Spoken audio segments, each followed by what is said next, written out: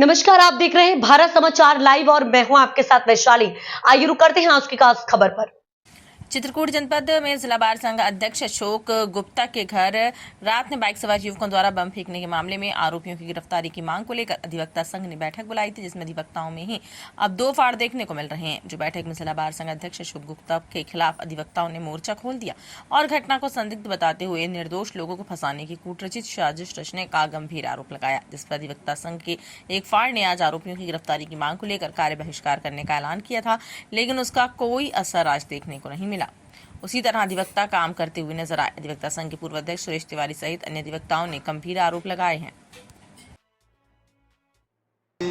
ये बैठक बुलाया था अशोक गुप्ता ने, सारे लोग अधिवक्ता गए। इसके बाद ये हुआ कि ये बैठक किस लिए बुलाया गया, तो उसने बताया कि मेरे ऊपर क्या कहती है घटना घटी है। हमने कहा कि जब हमारे ऊपर घटना घटी है तो मैंने प्रार्थना पत्र दिया था कि मैं 3-4 बार का अध्यक्ष रह चुका हूँ और आपने क्यों नहीं मीटिंग बुलाया। अब तो उसको दबा दिया गया। आप तुम्हारे ऊपर क्या कहते ऐसी घटना घटी है, जो कि घटना कुछ नहीं घटी, ये स्वयं घटना घटित कराया है। इसलिए कराया है कि उनको गनर मिल जाए, मेरे लड़के को रिवाल्वर मिल जाए, इसलिए इसमें क्या कहते तमाशा करके अधिवक्ताओं का सहयोग लेकर और अधिवक्ता संघ को फंसाकर इसके जो कार्य है ये घृणित है। आप लोगों ने कई बार पेपर में पढ़ा इसका लड़का क्या कर रहा है समाज के प्रति। इसके विषय में आप देख रहे हैं कि अवैध कमाई कर रहा है, अवैध मकान बन रहा है। किसी पत्रकार साथी ने अगर इसका क्या कहते हैं इसकी चरित्र के विषय में निकाला तो उसकी FIR कर दिया। किसी के ज़मीनी विवाद है उसकी FIR कर दिया। अरे जब तुम अपनी व्यक्तिगत रंजिश को लेकर FIR कर रहे हो तो अधिवक्ता संघ की क्या ज़रूरत है। अधिवक्ताओं को आपने क्या बिल्कुल अशिक्षित समझा है कि उनका सहयोग लेकर मैं पैसा खर्चा करके और जिस प्रकार अध्यक्ष हुआ है उस प्रकार से क्या कहते हैं मैं अधिवक्ता संघ में करके क्या सफल हो जाएगा। कभी जीवन में सफल होगा और कोई भी अधिवक्ता इसके पक्ष में नहीं है। अशोक गुप्ता जी के घर में जो बम से हमला हुआ है, जो चर्चा है शहर में, ये फर्जी है घटना। बम रूस और यूक्रेन में चल रहे हैं, देख रहे हैं वहाँ बिल्डिंगें ध्वस्त हो रही हैं बड़ी बड़ी। यहाँ ना कोई खरोच तक नहीं आई, ना दीवार गिरी, धुआं भर उठा है। सुनियोजित तरीके से बम कांड हुआ है। रिवाल्वर का लाइसेंस चाहिए उनके लड़के को और अध्यक्ष जी को गनर चाहिए।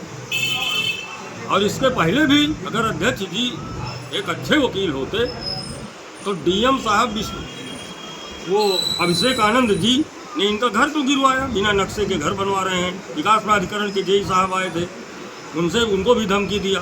पत्रकार अगर इनका कोई खबर छापते हैं सोशल मीडिया में, उनको भी धमकी देते हैं मैं तुम्हारे खिलाफ मुकदमा लगवा दूंगा। इस तरह के अध्यक्ष जी हैं, वो संघ का दुरुपयोग करते हैं। जो वकीलों की आड़ में मैं जिंदाबाद रहूँ, वकील की फौज लेके जाऊं, हर अधिकारी को दबाऊं, यही इनका काम है और कहा है। हाँ बिल्कुल विरोध कर रहे हैं। बब्बू प्रसाद शुक्ला। आज जो अधिवक्ता संघ की मीटिंग थी, ये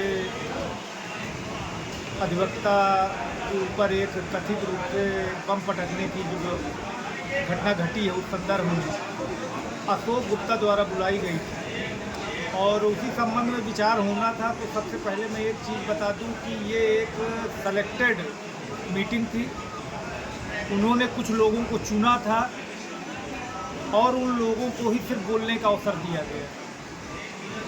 मैं स्वयं पदाधिकारी हूँ, हमें बोलने का अवसर नहीं दिया गया। तमाम ऐसे लोग थे जो बोलना चाहते थे, जो बोलने के लिए आवाज़ लगा रहे थे कि हमको भी अवसर दिया जाए। लेकिन जब जान गया तो गुप्ता कि मेरी जो मीटिंग है ये मीटिंग पूरी तरह से अभी तो फ्लॉप ही हो गई है और ये फ्लॉप हो जाएगी, और जो मेरा बेजा उद्देश्य है, जो गलत तरीके से संघ का दुरुपयोग करना चाह रहा है, वो उसका भंडाफोड़ हो जाएगा। तो उसने लोगों को बोलने नहीं दिया। दूसरी चीज़ मैं आपको बता दूं कि संघ को इस बारे में सोचना भी चाहिए और हम लोग इस बारे में पूरी तरह से सोच रहे हैं और ये हम कहना चाह रहे हैं कि संघ जो है किसी व्यक्तिगत व्यक्तिगत लोगों की लड़ाई का अड्डा नहीं है, दलालों का अड्डा नहीं है, व्यापारियों का अड्डा नहीं है, और ये सिर्फ अधिवक्ता के हितों के लिए लड़ने वाला संघ है और अधिवक्ताओं के लिए ही लड़ेगा।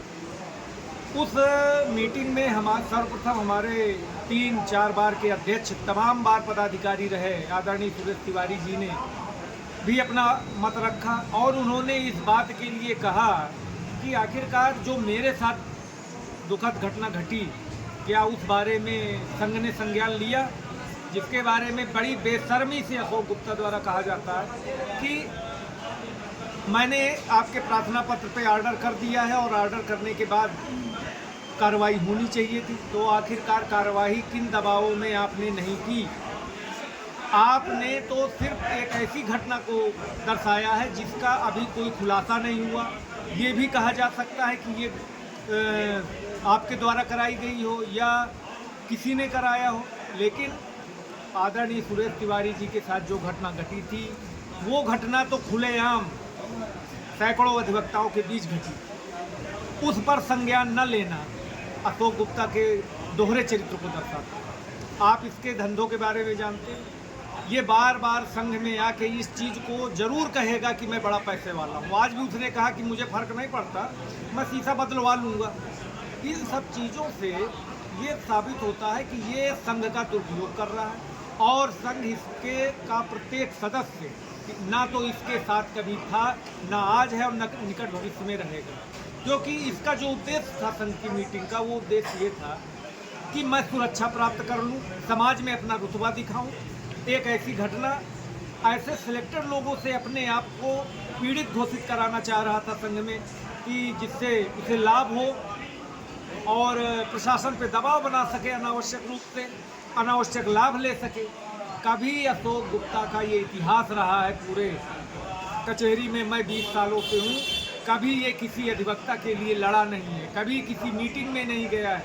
और अगर कोई अधिवक्ता किसी कारण बस इसके पास, इसके विद्यालय में या कहीं की कोई मदद मांगने भी गया तो इसने धिक्कार कर लगाया और आज ये संघ को हथियार के रूप में प्रयोग करना चाहता है। वो किसी भी दशा में संभव नहीं है और न हो सकता।